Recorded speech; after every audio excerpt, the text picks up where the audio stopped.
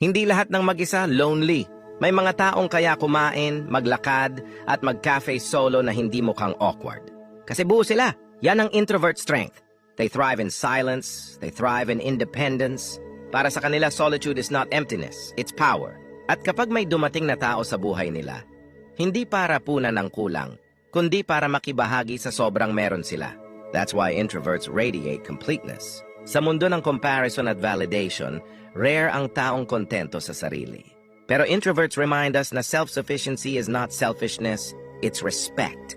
Kapag pinili ka nila, tandaan mo, hindi ka pampuno, ikaw ay kasama nila kahit buo na sila. Follow and share introverted mind. Ever wonder bakit kahit tahimik ang isang introvert, parang lagi silang may kakaibang idea na dala? Tahimik. Yun ang una mong mapapansin.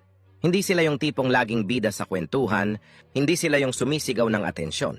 Pero kung makasilip ka lang sa loob ng utak nila, grabe. Parang may sariling art museum. Every corner, puno ng paintings, puno ng kwento, puno ng ideyang hindi mo pa naririnig kahit saan. Habang yung iba takot sa katahimikan, doon sila humihinga, doon sila nag-i-imagine. Doon tumutubo yung ideas na kakaiba, yung hindi pangkaraniwan, yung tipong mapapaisip ka, ba't di ko naisip yon? Kasi introverts, hindi nila sinasayang yung silence. Ginagawa nilang lupa kung saan tumutubo ang creativity. Hindi sila maingay pero malalim. Hindi sila showy pero authentic. Hindi sila madalas nagsasalita pero kapag nagsalita, boom, may bigat, may saysay.